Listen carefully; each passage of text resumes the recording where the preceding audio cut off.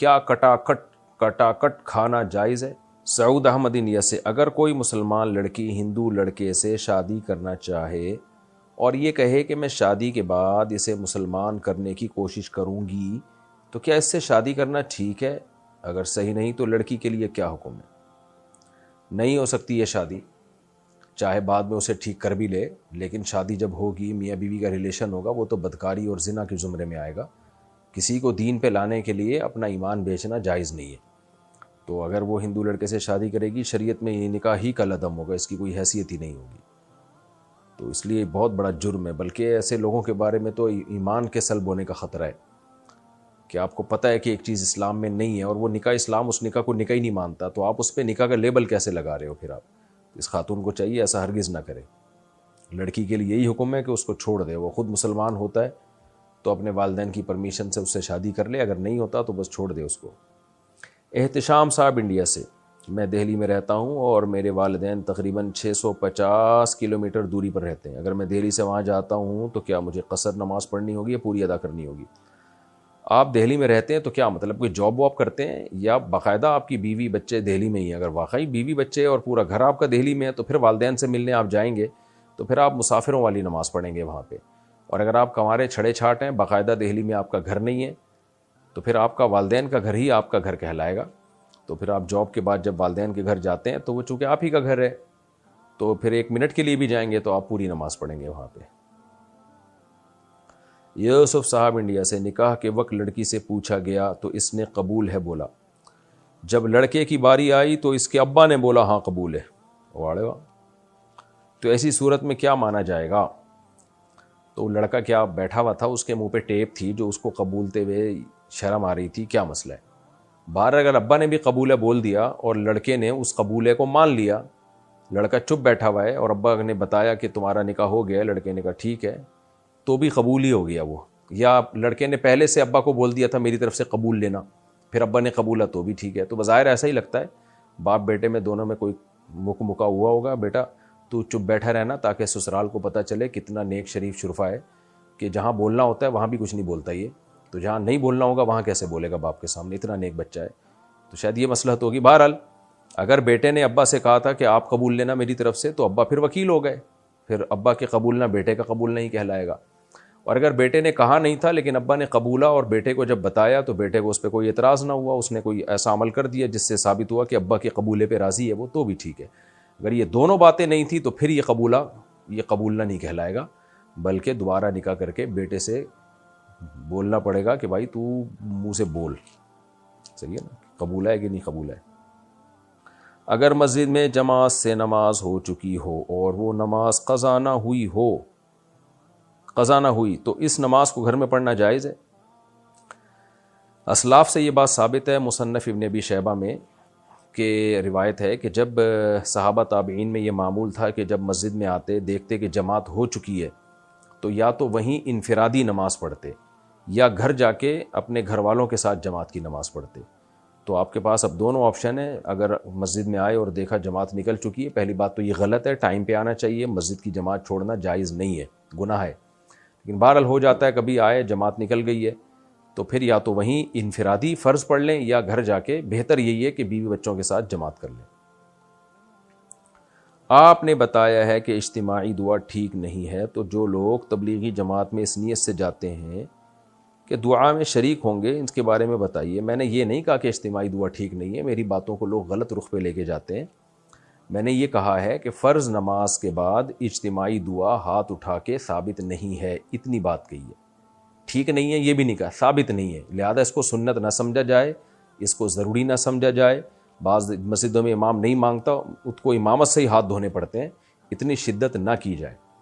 تو اس پہ مفتی رشید احمد صاحب رحمہ اللہ تعالیٰ کا احسن الفتاویٰ میں غالباً 2 یا 3 جلد میں بہت شاندار رسالہ ہے، وہ بھی پڑھ لیں۔ حضرت مفتی شفیع رحمہ اللہ تعالیٰ جو مفتی اعظم پاکستان تھے، حضرت مفتی تقی عثمانی صاحب کے والد تھے، ان کا بھی اس بارے میں بہت شاندار رسالہ ہے۔ تو حقیقت یہی ہے کہ نہ ہی کہ حدیث میں اس اجتماعی دعا کا ہمیں تذکرہ ملتا ہے اور نہ ہی فقہ کی کتابوں میں۔ فقہ کی کتابوں میں بھی اس لیے نہیں ہے کہ حدیث میں نہیں ہے، قرآن و سنت میں نہیں ہے، تو اس لیے اس کا ہمیں نہیں ملتا۔ باقی یہ اتنا بڑا مسئلہ نہیں ہے کہ اس کی وجہ سے مسجدوں میں پھڈے پیدا کرے۔ اگر کوئی امام اجتماعی دعا مانگ رہا ہے تو آپ اس کو مانگنے دیں، انہیں کچھ نہ کہیں، منہ نیچے کر کے چپ کر کے بیٹھے رہیں. پہلے ہی بڑے بڑے مسائل ہیں دنیا میں، ایسا نہ ہو کہ ایک نئی جنگ چھڑ جائے. تو جس کی تحقیق ہے کہ ثابت ہے تو اس کو مانگنے دیں، جس کی تحقیق ہے ثابت نہیں ہے وہ نہ مانگے. اور اتنے سارے اختلافی مسائل ہیں چل ہی رہے ہیں نا، تو یہ بھی ایک چل جائے گا، اس میں پھڈے بازی نہ کریں.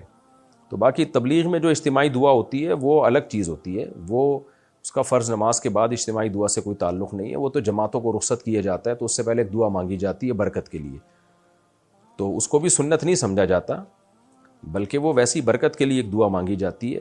تو لیکن نمازوں کے بعد تو ایک عمل ہے نا باقاعدہ، کہ نماز کے بعد تو نبی سے جو وظائف ثابت ہیں وہ وظائف پڑھنے چاہیے. عامر حمزہ بنگلہ دیش سے، کیا کٹاکٹ کھانا جائز ہے؟ کٹاکٹ میں اگر کپورے بھی ڈل رہے ہیں نا تو وہ جائز نہیں ہے. اس کی دلیل کیا ہے؟ وہ یحرم علیہم الخبائث، اللہ تعالیٰ نے ہم پہ خبیث چیزوں کو، گندی چیزوں کو حرام کیا ہے. بعض لوگ کہتے ہیں کہ کپورے کا کہاں لکھا ہے کہ ناجائز ہے. بھئی یہ آیت عام ہے، ایسے تو بہت ساری چیزیں ہیں جن کے بارے میں کہیں نہیں لکھا، لیکن گندگی کی وجہ سے ہم ان سے ایوائڈ کرتے ہیں. مثال کے طور پر منی ہے، بہت سے ائمہ کے نزدیک منی پاک ہے لیکن کھانا حرام ہے، حالانکہ کہیں نہیں لکھا کہ کھانا حرام ہے. اس لیے حرام ہے بھائی خبائث میں داخل ہے، گندی چیز ہے، تو ہمارے نزدیک تو وہ ویسے ہی ناپاک ہی ہے، ناپاک ہونے کی وجہ سے حرام ہے. لیکن جن ائمہ کے نزدیک پاک ہے، کھانا ان کے نزدیک بھی حرام ہے. حالانکہ وہاں بھی یہ سوال ہوگا کہ آپ نے کیسے کہہ دیا، وہ یہی جواب دیتے ہیں بھائی خبائث میں داخل ہے، قرآن میں آتا ہے خبیث چیزیں حرام ہیں، تو یہ خبیث نہیں تو اور کیا ہے پھر یہ. اسی طرح آپ سمندر کی مخلوق میں دیکھ لیں، بہت سی مخلوق، مگرمچھ ہے، کچھوا ہے، کہاں لکھا ہوا ہے کہ یہ حرام ہے، لیکن ظاہر ہے خبائث میں داخل ہے. تو اسی طرح کٹاکٹ جو ہے، وہ جو کپورے ہوتے ہیں نا، وہ گندگی کا، یعنی یوں سمجھیں کہ اس میں ہر وقت گندگی ہی رہتی ہے. جیسے اسی طرح جو نر جانور کی پیشاب گاہ ہے، وہ بھی ہر وقت اس سے وہ ہے ہی پیشاب کے لیے. تو ایسی چیز جو انسان کے وقار کے اور انسان کے مرتبے کے خلاف ہے تو وہ شرعاً جائز نہیں ہے. تو اس لیے جانور میں کپورے ہو گئے یا یہ پیشاب گاہ ہو گئی، یہ کھانا جائز نہیں ہے. اسی طرح جانور میں جو رسولی نکل آتی ہے، بیماری کے پھوڑا نکل آتا ہے، وہ پھوڑا کھانا بھی جائز نہیں ہے، کیونکہ وہ بھی خبائث میں داخل ہے. تو جو بھی یہ کہتے ہیں نا کہاں حدیث میں لکھا ہے، ایسے بہت ساری باتیں حدیث میں نہیں لکھی ہوتی، لیکن اللہ تعالیٰ نے ہمیں اجتہاد کا حکم دیا. تو مجتہدین اجتہاد کرتے ہیں، اور اس اجتہاد کی بیس پہ بھی بہت سی چیزیں ناجائز ہو جاتی ہیں. اور وہ اجتہاد کیا ہے؟ قرآن کی اسی نص سے استدلال کیا گیا، یحرم علیہم الخبائث. تو یہ خبائث میں ہی داخل ہیں یہ سب چیزیں، اس لیے ان کا کھانا حرام اور ناجائز ہے. البتہ یہ ضرور ہے کہ چونکہ ان کے بارے میں وضاحت سے ان کو حرام نہیں قرار دیا گیا، تو اس لیے ان کو اس درجے کا حرام نہیں کہا جاتا جس درجے کے کتے اور بلی حرام ہوتے ہیں. تو اس درجے کا حرام نہیں ہے، تو اس میں کم درجے کا حرام ہے یہ، جس کو مکروہ تحریمی سے تعبیر کیا جاتا ہے. تو اگر کوئی کھا رہا ہے تو اس کو ایک دفعہ سمجھا دیں، مان جائے ٹھیک ہے، تو زبردستی نہ کریں اور اس کو برا بھلا نہ کہیں، اس کو ملامت نہ کریں، لیکن خود آپ اس سے ایوائڈ کریں. کٹاکٹ میں صرف جو کپورے ہیں ان کی بات کر رہا ہوں، جو خصیتین ہوتے ہیں. باقی کٹاکٹ آج کل جو پھیپڑے ویپڑے کا بنتا ہے وہ ٹھیک ہے، اس میں کوئی حرج نہیں ہے.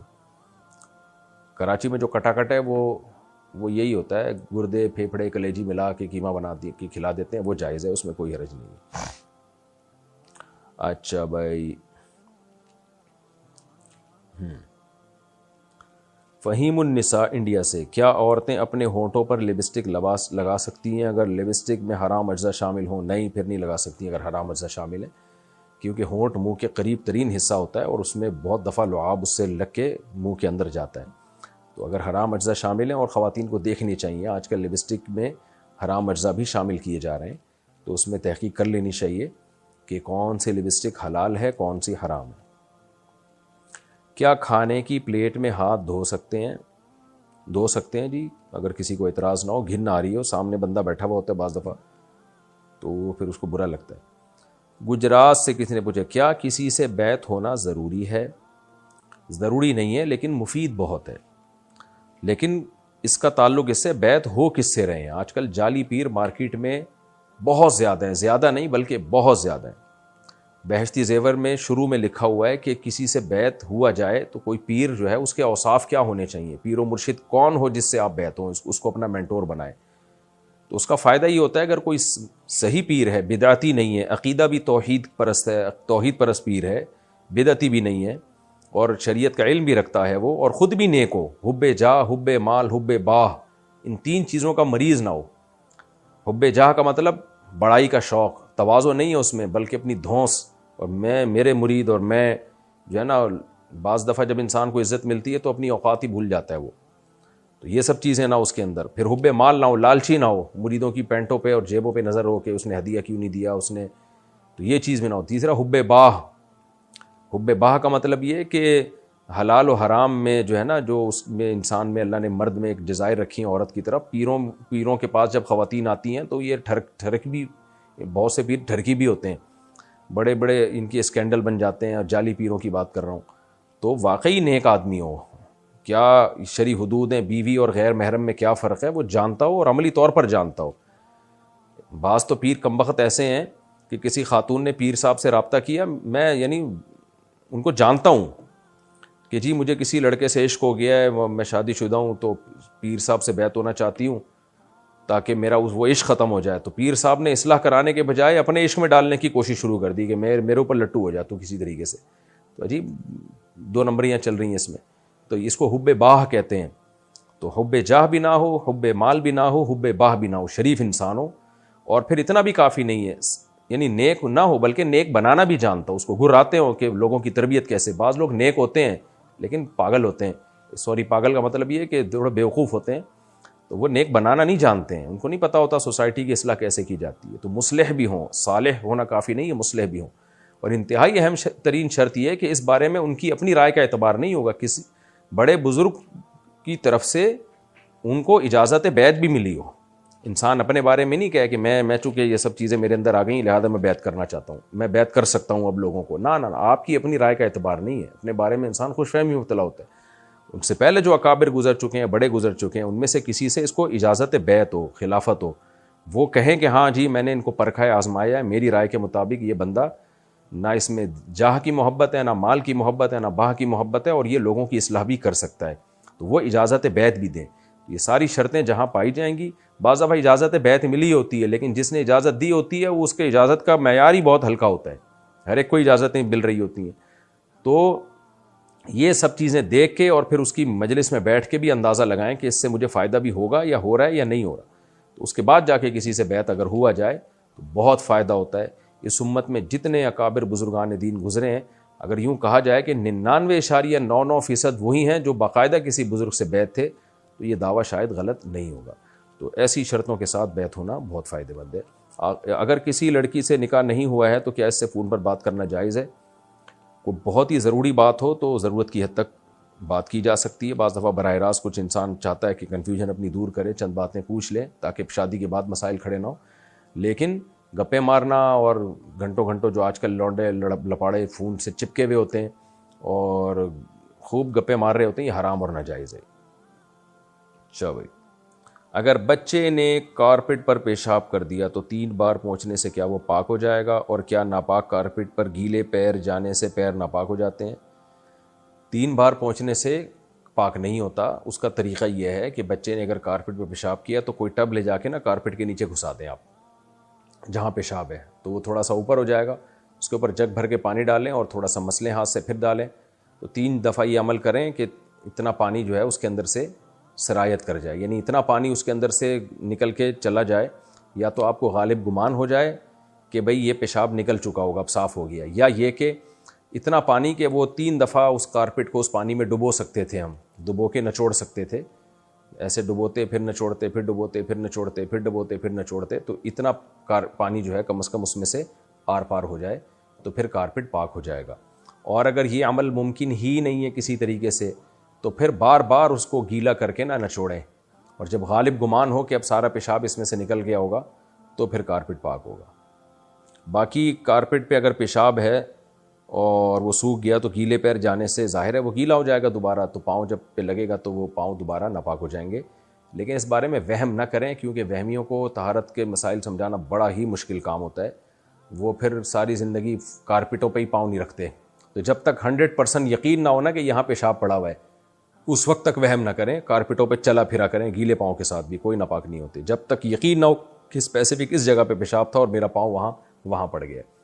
صابر صاحبہ کراچی سے، اگر کوئی بغیر داڑھی کے نماز پڑھاتا ہو تو کیا نماز ہو جائے گی؟ داڑھی کاٹنا گناہ کبیرہ ہے، تغییر خلق اللہ میں داخل ہے۔ تورات میں آج تک لکھا ہوا ہے کہ حضرت موسیٰ علیہ السلام نے اپنی قوم کو کہا، اللہ نے موسیٰ علیہ السلام کو کوہ طور پہ بلا کے کہا کہ اپنی قوم کو کہیں کہ داڑھی مت کاٹیں۔ تو نبی صلی اللہ علیہ وسلم کی بخاری مسلم کی صحیح احادیث ہیں، اعفوا اللحیٰ وقصوا الشوارب، داڑھی بڑھاؤ مونچھیں گھٹاؤ۔ تو آپ نے یہ بھی فرمایا کہ 10 چیزیں پیغمبروں کی فطرت میں سے ہیں، ان میں ایک داڑھی بڑھانا بھی داخل ہے اس میں۔ تو اس لیے یہ تو انگریزوں کے حکومت سے پہلے مسلمانوں میں تصور نہیں تھا داڑھیاں کاٹنے کا، مرد کی زینت ہے داڑھی۔ تو اس لیے داڑھی اگر کوئی شخص کاٹتا ہے تو اس کو اپنے اختیار سے امام بنانا جائز نہیں ہے۔ ہاں البتہ فتنہ کا خطرہ ہو، لڑائی جھگڑے کا خطرہ ہو، اب جیسے سفر میں آپ جا رہے ہوتے اکثر بغیر داڑھی والے آگے ہو جاتے ہیں، اب آپ ان کو ہٹاؤ کہ لڑائی جھگڑا ہوگا تو مجبوری ہے تو پھر اسی کے پیچھے نماز پڑھ لی جائے، جماعت نہ چھوڑی جائے۔ نماز ہر شخص کے پیچھے ہو جاتی ہے بشرطے کہ وہ مومن ہو، مسلمان ہو، ہر مسلمان کے پیچھے ہو جاتی ہے۔